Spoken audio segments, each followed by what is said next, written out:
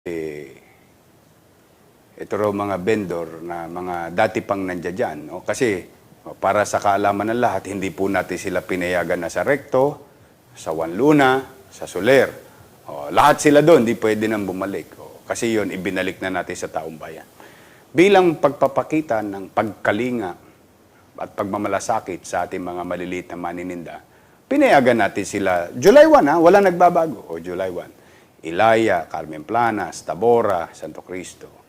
On the condition, ibibigay nila sa akin, pabalik sa taong bayan, yung gitna. Kailangan nadadaanan ng tao, nadadaanan ng sakyan pag may aberya. Pangalawa, wag sila magbibigay kahit kanino. Ang yad balang, etneb sa umaga, etneb sa hapon. Takwarens lang yan, isang araw. May mga chismis-chismis ako naririnig. Kaya yung Carmen Planas, isinara ko yan last week. Talagang pinakita namin sa kanila na ang pumayag sa kanila ay pamahalang lungsod since day one. Hindi si chairman, hindi si kagawad, hindi si Poncio Pilato o si organizer. Kasi tinatakot sila ng tinatakot no? Na aalisin sila pag hindi nagbigay. O ako nag-alis sa kanila, walang nagawa yung organizer. Nakiusap sila, nabalik sila. Ngayon, magtitino na sila. Then, binisita ko yung Ilaya, going back, no? Tingnan po ninyo. Hiniling ko lang na sana naman,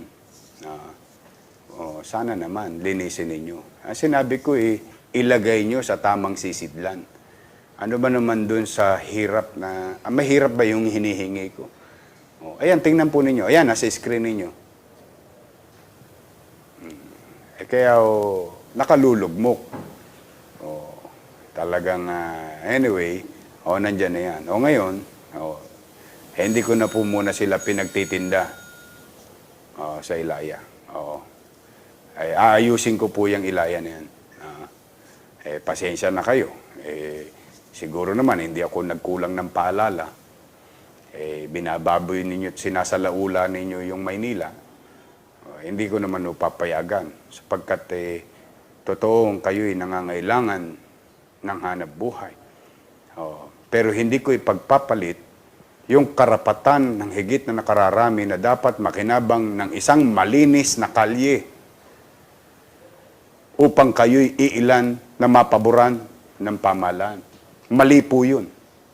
Wala po kayong karapatan babuyin ang kalye. Manupat binigyan lang kayo ng pribilehiyo ng pamahalaan. Pribilehiyong kayo'y makapaghanap buhay. Ang kapalit, ayusin ninyo. Kayo man ang sumilip dyan. Tingnan ninyo kung di kayo malulugmok. Aya ako ng aya na maglinis sa mga tao. Ordinaryong tao. Hindi naghahanap buhay sa kalye. Pinakikiusapan ko, linisin nila yung tapat nila. Ginagawa ng tao. Mga barangay official, ginagawa. Tapos kayong nabigyan ng pribilehiyo. Abusado kayo. Sa laula ho ang tawag dyan pagsasalaula. Hindi ho maganda yan. Total, hindi ko pala kayo makuha ng mababang loob. Hindi ko kayo makuha ng diplomasya. No? Hindi nyo maintindihan ang layunin ng lungsod. Akala nyo yata kaya kayo ginaganyan para kayo kwartahan. Pasensya na po muna tayo. Bakit yung kabilang Ilaya? Sa Tondo side. Nakapaghahanap buhay sila, may vendor doon. Pero malinis, maayos. Bakit ito binaboy ninyo? Tingnan po ninyo. Birahin nyo, kagigising ko lang yan natapos ako alas 11, kinakausap ko yung mga daycare teacher para sa mga anak ninyo. Pasensya na kayo, hindi ko kayo papayagan ng ganyan. Sinasawata ko kotong para maproteksyonan kayo. Nilingong kayo ng pamahalaan para makapaghanap buhay kayo. Ang hiningi kong obligasyon sa inyo, linisin nyo lang nang magamit ng higit na kararami na maaliwalas ang kalye. Malamang ganyan kayo sa bahay ninyo. O kaya, hindi man kayo ganyan sa bahay ninyo, wala kayong pakialam sa amin. Ang pakialam nyo lang, kumita kayo. Tapos uwi na kayo, wala na kayong pakialam. Ang tawag ko doon, utak biya. Talagang masakit man ang mga salitang iyon, pero yun ang katotohanan. Ang tawag ko dyan, pambabalasubas. Masakit po yan, na salita. Pero minsan ang katotohanan, masakit eh. Siguro kailangan pa natin marinig yung ganong salita bago tayo magmuni-muni. Siya sa atin ang ating sarili. Di ba? Hindi nyo na masasabing hindi kayo nilingon ng pamahalaan. Di ba? Yan po. Wala na akong magagawa dyan. Pwede naman sa mga establishment, humihingi ako sa inyo ng paumanin. Sa mga mamamayan ng lungsod ng Maynila, humihingi ako sa inyo ng paumanin. Ako na po humihingi ng paumanin sa inyo. Dahil lang sa paglingon ko at pagmamalasakit ko sa mga iilan nating kababayan na nahihirapan, hindi nyo po deserve yan ng ganyang kalye. Hindi nyo po yan deserve. Aayusin ko po yan. Yung pagkakamali ko na yan, ng pagpayag na sila'y makapaghanap buhay dyan sa kalsadang yan, itutuwid natin. Hindi po. Hindi na nga kayo hinihingi ni Edith Pati. Dati-rati, ang yadba ninyo, 500, 350. Sinawata ko. May ilan pa rin. May mga ano pa, ano tawag dyan? 10 piso para sa walis, 10 piso para sa tanod. Kung ano, 10 piso yan. Hindi ko lang kayo matsyempuan eh. Matsyempuan ko rin kayo. Basta ang babayaran nyo, 8 sa umaga, 8 sa hapon, takwarens lang isang araw. Hindi, sino ba ang nakinabang doon? Hindi ba kayo rin? Tingnan po ninyo. Nakadadaan na yung Divisoria Baclaran.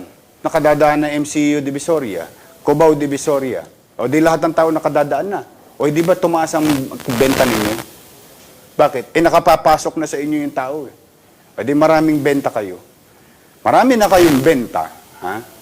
Nakapaghahanap buhay na kayo. Nawala pa yung kay Edith, kay Pati. Pati sa Avengers.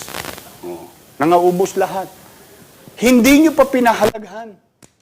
Yan ba ang sukling pwede nyong ibigay sa mamamayan ng lungsod ng Maynila? That is unfair. I may be wrong. I cannot be right all the time. But I am going to be just all the time. Ako'y magiging makatwiran. Kaya pasensya na kayo. Hihilata kayo dyan sa kalye. Yan ay pagkakataong ibinigay sa inyo ng taong bayan, hindi nyo pa pinahalagaan. Kailangan po namin ng pagsasaayos. Iyo ba? Sana sa mga ibang vendor, kayo sa Blooming Treat, sinabi ko sa inyo, huwag ninyong lalagyan ng vendor ang Blooming Treat. Saan kayo nakapagtitinda? Perpendicular road sa Blooming Treat. Di ba nakapaghanap buhay kayo doon sa Ledgi-Ledgi, sa Nangka, sa Wakali? Lahat kayo doon. Pero yung main artery, kung saan para mawala ang cutting trip, huwag niyong lalagyan. Hanggang doon sa Riles. Sa Pas, Pedro Hill, Paura, di ba? Kaalaw, Carriedo. Tanong, may tinda ba sa Villalobos? Meron po. May vendor po ron. May tindahan ba sa Hidalgo? Meron po. May tindahan po ron. Ang hiningi ko lang, buksan nyo yung kalye. Huwag nyo sasarahan ng panindahan. Sabi ko, yung Plaza Miranda, yung plaza, huwag nyo lalagyan. Para yun sa mga mamamayan natin pumupunta sa Poong Nazareno. Di ba, ang tawag ko doon ay pagbabalanse. Hindi po pwede. Anyway, nasabi lang natin yan kasi mahalaga po yan.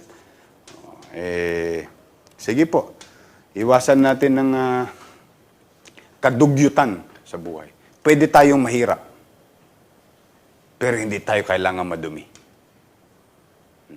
Yan,